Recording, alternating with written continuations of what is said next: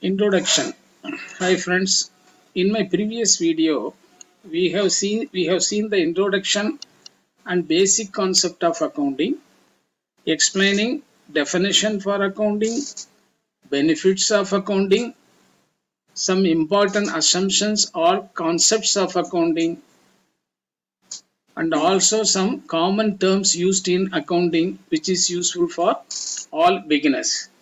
If you have not seen my previous video, you may find the link in the description so that we are continuing in this second video. You can follow easily. Just to refresh your memory, let me repeat the definition for accounting, which is recording, classifying, and summarizing all the financial transactions in a systematic manner, which is known as accounting. In this video, we will discuss about a journal, which is very important step in the accounting after recording all the financial transactions. Thus, journal is the primary book of accounting. Please understand, accounting is all of practical, that is 90 to 95%, and only 5 to 10% is the theory part. We all need money for our livelihood. Without money, no one can lead the life. In our day-to-day life, we need basic requirements like food, clothes, shelter, and many other things for which cash is important. At the same time, friends, the cash cannot directly satisfy our necessities, but we use the cash for buying our requirements like goods and services. Thus, exchanging the money for goods and services is called commercial transaction. So, in this slide, what we have discussed is what is commercial transaction. So, to lead our day-to-day life, everyone need money or cash. But the cash, with the help of cash, we cannot directly satisfy our hungry or anything else. But we use the cash as a medium of exchange, as we studied in economics. So the cash is nothing, the money is nothing but the medium of exchange. Using the money, we go and buy all our requirements. Thus, exchanging the money for goods and services we need is called a commercial transaction. Friends, in the previous slide, we have learned what is a commercial transaction. Every commercial transaction has two folds or two parts. For example, we bought goods for USD 100. In this one sentence or one statement, there are two folds. One is cash, another one is goods. This is what we mention, two parts. We bought goods for USD 100 means there are two parts. One is cash, another one is goods. Here, in other words, you can say cash went out when we bought the books and goods came in. These commercial transactions are entered in the books of account as debits and credits. Thus, in the stage of journal, we split every recorded commercial transactions and post them as debits and credit. A due care to be taken in deciding debit entries and credit entries. In case a debit entry is mistakenly credited and vice versa, the entire accounting process will go wrong. Therefore, this stage is very important. Also, you should understand that journal is the primary book of accounts. Based on this only, the subsequent accounting processes like ledger and trial balance will be done. In this video, we will learn as to which entry is to be debited and which is to be credited. If we are not clear about what to be debited and what to be credited, and in case we commit any mistake in the journal, then this mistake will follow in the subsequent processes like ledger and trial balance. So our entire process will be wrong. So we are going to learn as to how we can split the entries and how we can decide which part of the transaction we have to debit and which is to be credited. Yes, friend. Now we are going to see how to split the transaction into debits and credit, in the sense which part of the transaction to be debited and which is to be credited. There are two methods, such as traditional method and another one is accounting equation method, to decide debit and credit transactions, which are based on certain rules. These two methods of traditional method and accounting equation method are based on certain rules. However, we can also follow another simple concept which will be easier for the beginners to understand, which is to be debited and credited. In every commercial transaction, we give something to get something. For example, a pen bought for USD 5 means we gave money and we got pen. So every commercial transaction, to get something, we give something. According to the simple concept of deciding debit and credit, what you have to do, you have to simply debit what you get and credit what we give. I repeat, as per this simple concept, to deciding the debits and credit, what you should do, debit, first we split the transaction into two parts. Okay, definitely in that parts, if you bought something means you paid cash, that means you gave cash and you got some goods, right? The same way, in that transaction, you split into two. Whatever you got, you debit it, and whatever you gave, you credit. This is the simple method. Now let us understand the concept by considering the following examples.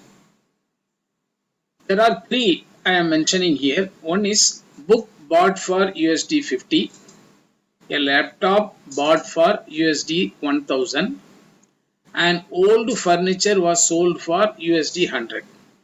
In the above examples, the first one we got book and gave cash. In the second example, we got laptop and we gave cash. And in the third example, we got cash and we gave old furniture. So you understand, when I gave the three examples, in the first two examples, we bought goods and paid cash. But in this one, the third example, an old furniture sold for USD 100. So it is opposite. Here we are receiving the cash and we are selling the furniture. First two examples, we got goods and gave the cash. In this third example, therefore I am separately telling you, in this third example, we sold the old furniture, means here the goods going out and we are getting the cash. In the above three example, using this above simple concept, we can pass the journal entries. For the first one, we bought book, we got book and we gave cash. Accordingly, what we got, we have to debit, and what we gave, we have to credit. Accordingly, this is what we learned, right? So debit, book account debtor 50 USD 50 to cash account credit USD 50. This in second example, let us see how to pass the journal entry. We bought laptop for USD 1000. So we got the laptop, we received a laptop and we paid cash, we gave the cash. So accordingly, debit what we got and credit what we gave. So debit laptop account debtor USD 1000 to cash account credit USD 1000. In the third example, we sold old furnitures for $100. We sold old furniture means we gave old furniture and we received or got cash. So cash account debtor USD 100 to old furniture account USD 100. So you will understand that we debited what we got and credited what we gave. This will be very helpful for you to understand. Friends, now let us see. There are two types of transaction when we are doing any business transaction or commercial transaction. There are two types of transaction. In all the above three cases, the transaction took place, all the three transactions took place simultaneously. That is, the goods and cash were exchanged same time. So in one hand, we paid cash, we received the goods, or we gave the goods and we received the cash. So give and take or payment and receipt both took simultaneously. This is known as cash transaction. Whenever the buying and selling taking place, in one hand you give your goods or you receive your goods, in other hands you are paying cash or receiving cash, both we are doing it simultaneously. This is called a cash transaction. Now let us understand credit transaction or credit sales. In the previous slide, what we saw was the cash transaction or cash sales, in which goods and cash exchanged simultaneously at the same time. But what is credit sales? There are occasions when the buyer bought the goods but he promised to pay later. This is called a credit sales. In this case, only a part of the transaction is completed. That is, the goods has been sold or exchanged, but instead of receiving the cash immediately, a promise was received from the buyer for the payment in future. This is known as credit sales or credit transaction. Now let us see an example for credit sales. Now let us see how to pass journal entry for such a part transaction or credit transaction through a simple example. We sold a computer for USD 2000 to one Mr. John, who promised to pay later. In this case, using our above simple concept, how we pass the entry? Here what happened? We sold the computer and only a promise is received. In case if he paid cash, that is the cash transaction. But here, instead of paying cash, John has promised to pay later, but we delivered the goods. Part of the transaction is completed. So what happened? John account debit USD 2000 to computer account credit USD 2000. Now what we saw, what we get you debit and what you give you credit. So we gave computer, therefore we have credited computer account, and John has not paid, therefore we debited John account. In case John had paid cash, what we'll do immediately? We must have debited cash account. Since he has promised to pay later, instead of cash, we debited Mr. John account. Now let us see how to pass journal entry when Mr. John made his payment or he met his commitment. Last we saw, we did a credit sales to him. We sold him a computer and he promised to pay later. Now let us assume he made the payment. So we have to pass the entry. What we will do? Same concept. What we get, you debit. Cash account debtor USD 2000 to Mr. John account credit. Because now last time he did not receive the cash, therefore we debited Mr. John account. Now he has returned his money as per commitment. So we have debited cash account as because we received cash, and now we credited to Mr. John account. Last time we debited Mr. John account. That means he was having a liability to pay to us. Now he has paid his amount or met all his commitment. To relieve him, we credited Mr. John account.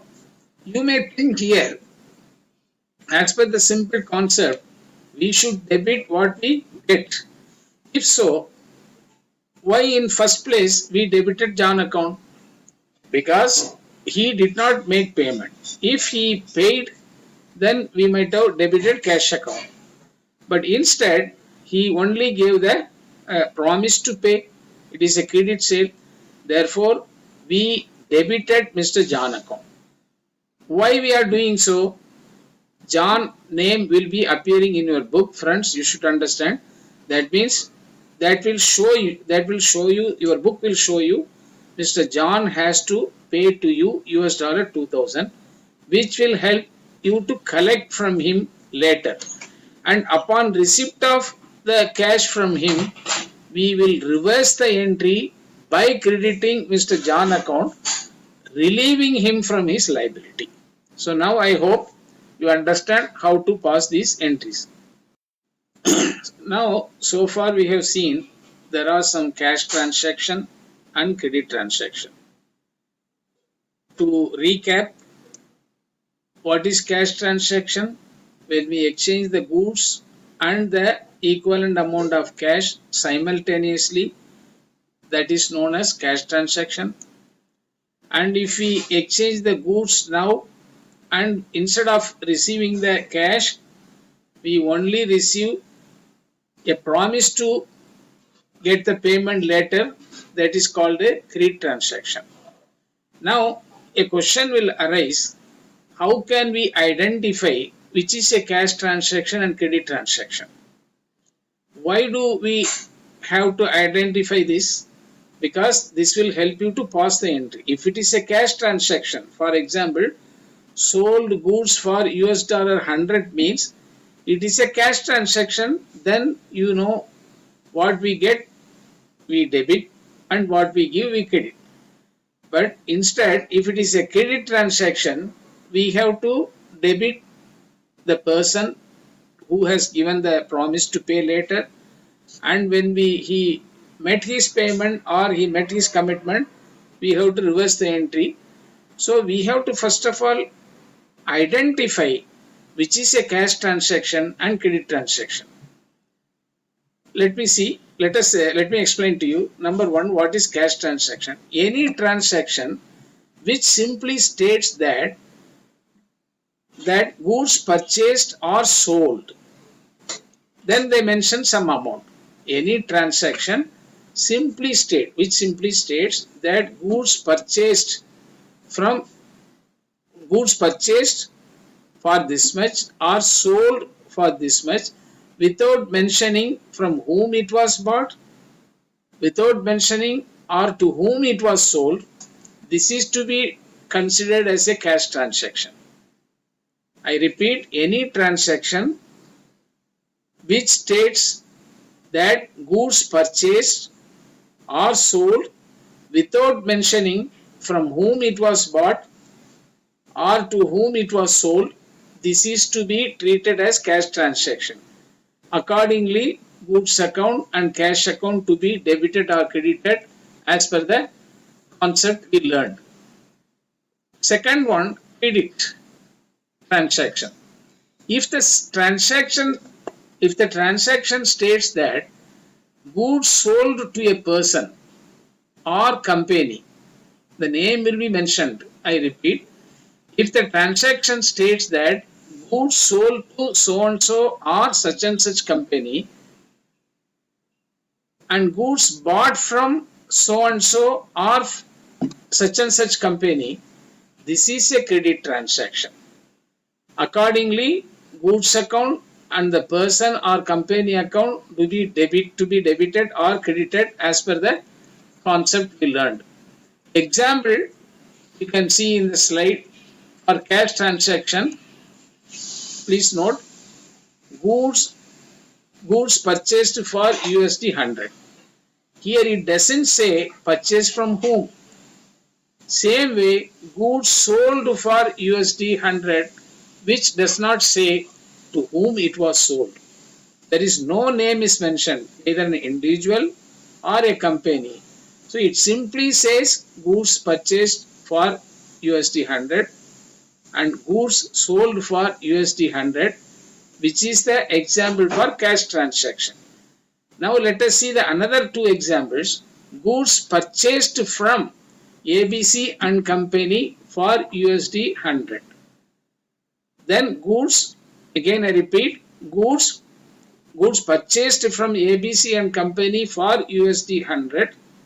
Similarly, goods sold to Mr. Joy for USD 100. Friends, please make note of it. In the first cash transaction, what we have seen, goods purchased for USD 100. In the second one, that is cash transaction, because there is no name is appearing there. Here, goods purchased from ABC and Company, which means it is a credit transaction. That means ABC and Company from which we have purchased the goods, still we haven't made payment. So you have to be very careful. Goods sold for USD 100 means it is a cash transaction. Goods sold to Mr. Joy for USD 100 means we sold to Mr. Joy who has not paid yet. So be careful. If any person's name or company's name appearing in the transaction means it is a credit transaction. If nothing is mentioned, no name is coming, that is cash transaction.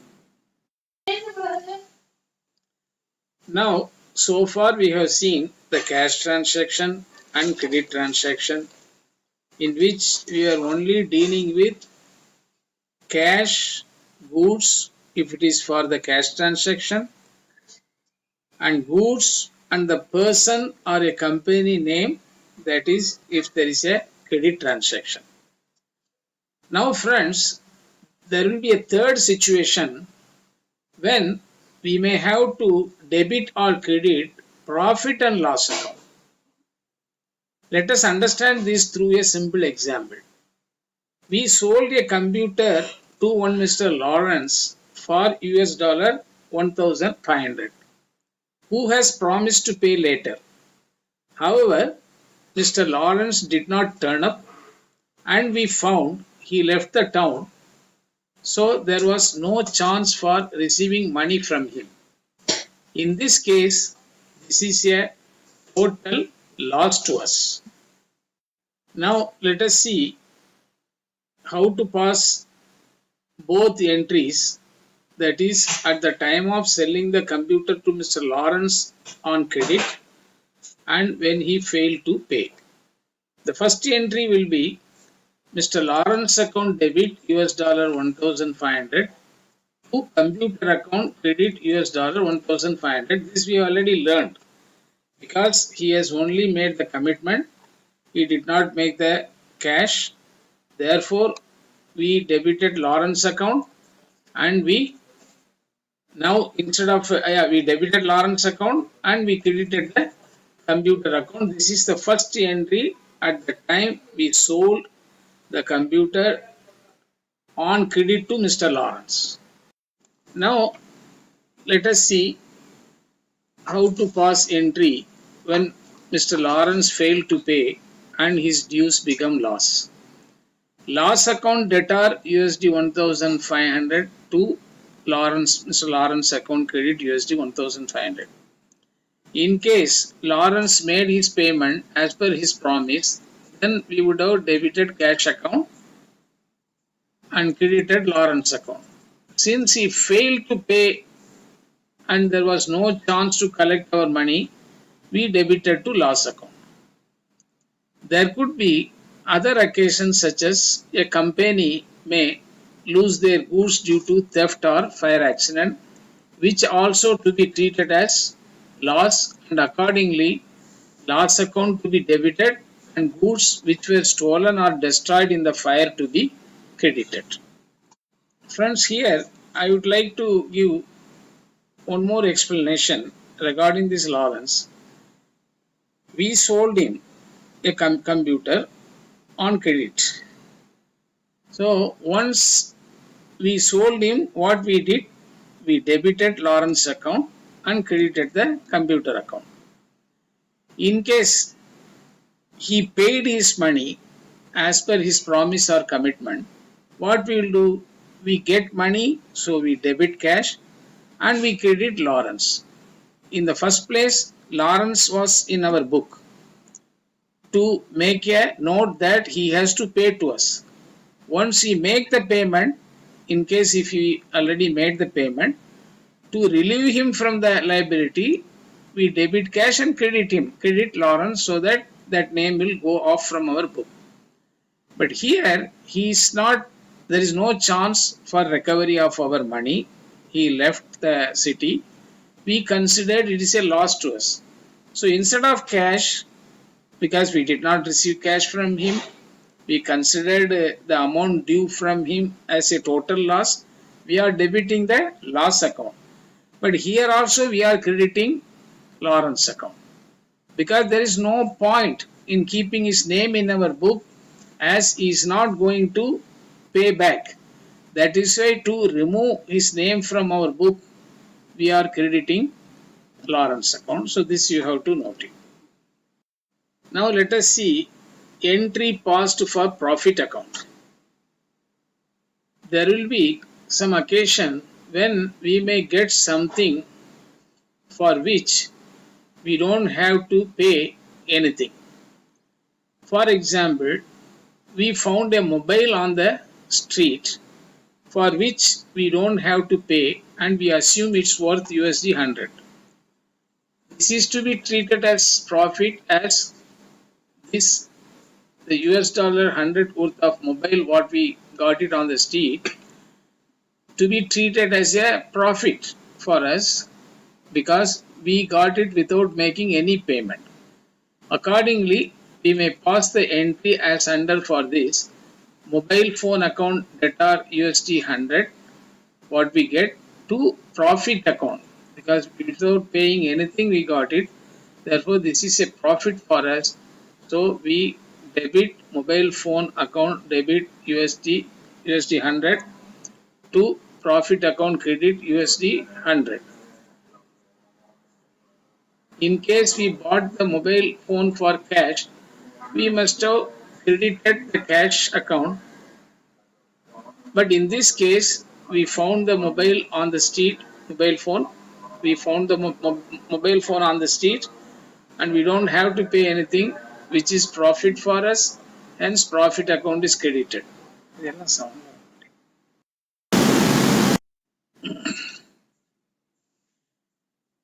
Passing entries for expenses account. A company needs to meet many expenses, or they make payment for some expenses to run their business, such as salary to their employees, water and electricity bill, telephone bill, amount paid for advertisement and stationery and travel expenditure, etc. Travel expenses means any of the owner or manager, they makes the travel for the business purpose. All such cases, debit the expenses account, respective expenses account, and credit cash account in case they make the payment cash, in cash.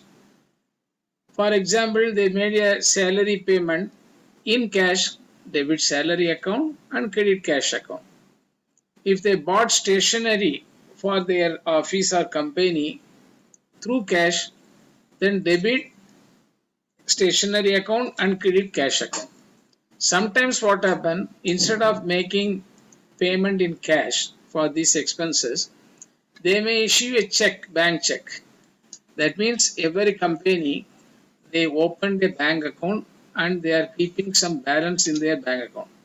Because all company, they will not keep all cash in their wallet. They will keep some minimum amount, and on daily sales and whatever the cash, excess cash, they will go and deposit in their bank account.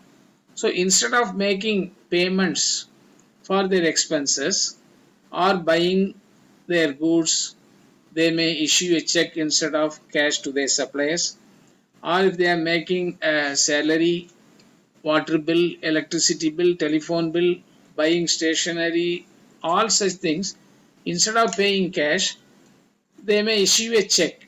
In that case, you debit that expense account. Salary account, if a salary is, if they are paying salary to their employee through the check, then debit salary account and credit bank account, their bank account instead of cash account.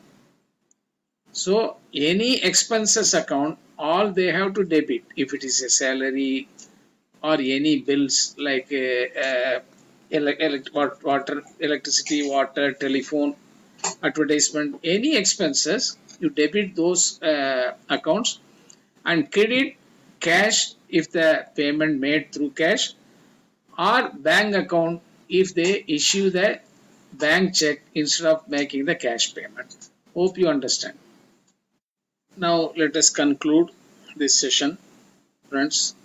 So far we have seen how to pass the journal entries for cash transactions, credit transactions, and also debiting loss account and crediting profit account and expenses account.